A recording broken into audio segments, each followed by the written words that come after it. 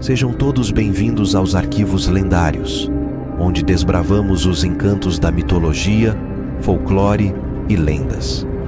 Aqui, vamos embarcar juntos em viagens pelos reinos dos deuses, criaturas místicas e narrativas fascinantes que ecoam através dos tempos. Preparem-se para explorar os mitos que moldaram culturas, os contos folclóricos que encantam corações e as lendas que transcendem gerações. Este é o nosso espaço para desvendar mistérios e se perder nas maravilhosas lendas do mundo. Inscrevam-se, ativem as notificações e vamos começar essa jornada de mistérios juntos.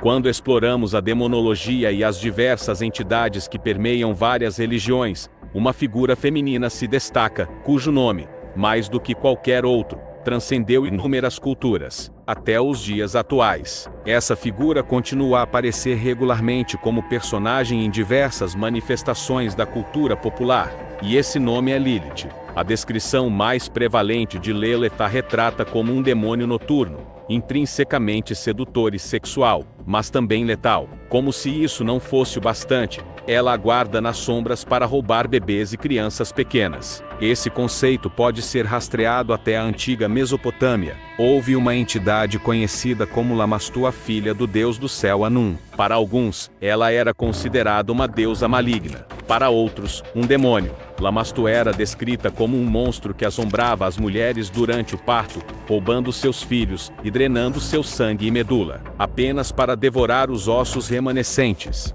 Nem as próprias mães nem seus filhos por nascer estavam a salvo de Lamastu, pois ela podia induzir abortos, sendo assim um dos demônios mais aterrorizantes do mito mesopotâmico. Suas atividades não se restringiam apenas às mulheres grávidas. Ela se alimentava do sangue e devorava a carne dos homens que contaminava. Por onde passava, deixava apenas pesadelos em vez de sonhos, carregando consigo doença, aflição e morte. Nas narrativas sobre Elamastu, podemos claramente vislumbrar um paralelo com seres como vampiros e súcubos. Atualmente, muitos associam Lilith como a primeira esposa de Adão, que se rebelou.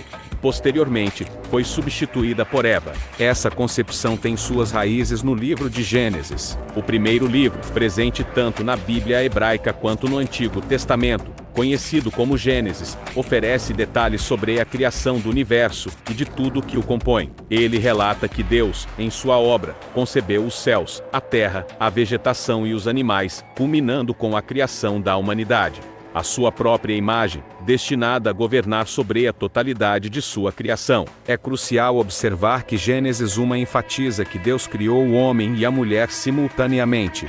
Gênesis 2, por sua vez, apresenta uma narrativa bastante similar, abordando a criação do universo de maneira próxima, mas com a diferença destacada. Sobre a criação do homem e da mulher, há uma divergência aqui. Inicialmente, um homem foi criado, mas, desejando algo mais do que uma única criação, Deus induziu um sono profundo no homem. A partir dele, retirou uma costela, que utilizou para formar a primeira mulher. Portanto, temos, essencialmente, dois relatos aparentemente contraditórios de nossa origem, apresentados consecutivamente. Para muitos, a palavra de Deus é sagrada e, por isso, não pode conter contradições. Isso levou estudiosos a explicarem as discrepâncias entre Gênesis 1 e 2. Ao descrever dois eventos distintos em vez de duas versões do mesmo acontecimento, surge a necessidade de uma narrativa que justifique estas diferenças, sendo essa a explicação encontrada no que é chamado de Midrash. A interpretação apresentada sugere que Deus precisou criar a mulher em dois momentos distintos, uma vez junto ao homem e, posteriormente, novamente a partir do homem. Na primeira história em Gênesis, a mulher não é identificada, mas seria posteriormente conhecida como Lilith. Já a mulher na segunda história é aquela que reconhecemos na Bíblia como Eva. Se você já ouviu a história de Eva sendo criada a partir da costela de Adão, conforme narrado em Gênesis 2, vale mencionar que Lilith também figura no Talmud. Esses relatos são notavelmente menos ambíguos do que os encontrados em Gênesis. Em 4 instâncias aqui, Lilith é apresentada, nunca sendo referida como esposa de Adão. Enquanto os babilônios associavam Lilith a demônios masculinos alados, o Talmud descreve Lilith ou Lelei como um demônio com asas, e o rosto de uma mulher. Ele adverte que um homem que dorme sozinho em casa corre o risco de ser apreendido por Lilith. Ela era dita coletar o sêmen dos homens enquanto dormiam, com o propósito de gerar descendentes demoníacos adicionais. Essa prática pode ser interpretada como um dos primeiros exemplos do súcubo. Além disso, Lilith é associada a diversos demônios, incluindo um chamado Gret, um demônio dos cavaleiros que ataca crianças e os vulneráveis. Até agora, podemos observar duas representações distintas de Lilith, como mulher e como demônio. Entretanto, o que transcorreu nesse intervalo, desde sua criação até se tornar um demônio, foi mais detalhadamente explorado durante a Idade Média. Entre os séculos 5 e 15, relatos como os de Ben Sira e o Alfabeto de Serac se destacam como obras que oferecem uma visão mais aprofundada. Elas sugerem um sentimento compartilhado por muitos estudiosos e escribas. Quando Adão e Lilith foram criados, recusaram-se a se submeter um ao outro. Para alguns, a questão central residia em quem desempenharia o papel dominante nesse relacionamento, enquanto outros interpretaram isso como indicativo de que nenhum deles estava disposto a ocupar a posição inferior durante o ato sexual, visto que era considerado um sinal de submissão. Lilith optou por fugir do jardim do Éden. Em alta voz, pronunciou o verdadeiro nome de Deus, transformando-se instantaneamente em um demônio alado. Quando os anjos a perseguiram na esperança de trazê-la de volta, ela declarou a eles que não tinha a intenção de retornar. Como punição por sua desobediência, os 3 anjos que a encontraram, juraram eliminar 100 de seus filhos demônios diariamente. Em decorrência disso, seu propósito passou a ser causar apenas doença e enfermidade aos bebês de outros. Sempre que uma criança nascia, ela reivindicava domínio sobre ela por 8 dias, no caso dos meninos, e por 20 dias, no caso das meninas. Havia apenas uma condição: caso ela visse o nome de qualquer um desses 3 anjos gravados em um medalhão ou amuleto, a criança seria deixada em paz. A escassez de material sobrevivente do Império Acádio, que possibilite uma análise minuciosa de Lamastu ou Lelen em relação a Lilith. Contudo, o que conhecemos dos babilônios e sumérios sugere que todas essas criaturas eram notavelmente similares. Não é exagero afirmar que estas entidades podem ter exercido alguma influência na narrativa de Lilith.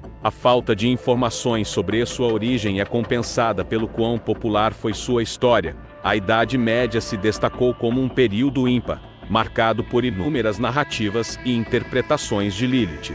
As representações dela variavam desde uma bela mulher até um demônio mais sinistro, havendo até quem a visse como a serpente no jardim do Éden, tentando Eva com o fruto proibido como um ato final de vingança. Com o passar do tempo, surgiram relatos populares que a retratavam como uma rainha demoníaca, associando-a assim a Asmodeus. O fato de que Asmodeus, amplamente considerado como o rei dos demônios, foi mencionado no livro de Tobias, no Talmud e em diversas outras escrituras, não surpreende muitos. Assim, a emparelhamento de Lilith e ele como mãe e pai de demônios não é uma grande surpresa. Juntos, tiveram milhares de filhos demônios e percorreram vilarejo por vilarejo, semeando caos e destruição em algumas narrativas. Além disso, ela está intimamente ligada a Samael, um personagem bastante peculiar. Alguns ensinamentos, como os encontrados na Cabala, afirmam que Lilith era a consorte de Samael. Segundo essas interpretações, não foi Deus quem a criou. Pelo contrário, foi Samael que a moldou como uma esposa demoníaca, preenchendo o papel que mais tarde seria destinado a Eva. Além disso, atribui-se a Lilith uma prole de filhos demoníacos, incluindo o já mencionado Asmodeus. Ao longo de todas essas narrativas, 3 facetas principais emergem de Lilith: a mulher que se rebelou contra Deus e Adão, um aspecto menos explorado; a demônio sedutora que assombrava os sonhos dos homens em busca de expandir sua prole demoníaca; por fim, o monstro que atacava mulheres grávidas, devorando seus filhos. Ao examinarmos a história de Lilith, é imediato traçar paralelos entre ela e algumas das criaturas presentes na mitologia grega. Quando pensamos em uma criatura repugnante com um odor semelhante a pássaro, as arpias vêm à mente. E também temos as sereias, que possuem uma natureza mais sedutora. No entanto, o personagem que mais se assemelha e incorpora esses três aspectos de Lilith. A Lâmia encarna essas três fases de Lilith de maneira quase espelhada em sua história. Ela inicia como uma mulher comum que se torna vítima da luxúria, resultando na punição de perder seus filhos. Posteriormente, ela é transformada em um monstro, e em alguns relatos, tanto ela quanto outras lâmias são retratadas como demônios vampíricos, que se alimentam do sangue de jovens homens bonitos. Existem também variações dessa história em que, em vez de caçar homens jovens, ela busca crianças, buscando eternamente vingança pelos que perdeu. Similar a Lilith, Lâmia foi concebida como uma história de advertência, uma figura de bicho-papão. No entanto, sua narrativa se distancia da rebelião, focando mais nos perigos associados à luxúria. As histórias de Lilith são notavelmente intricadas. Somente graças aos relatos de Midrash e outros estudiosos,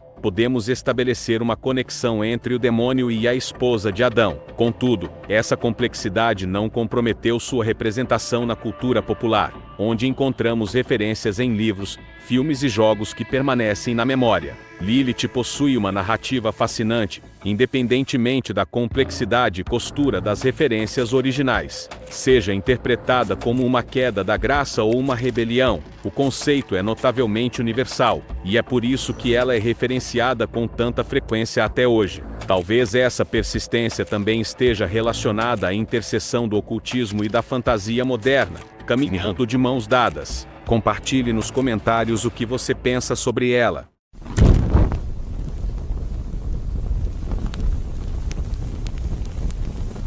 Como seu anfitrião nos arquivos lendários, me despeço por agora, e agradeço a você pela companhia nesta jornada de hoje. Curtiu? Então inscreva-se e compartilhe. Até uma próxima!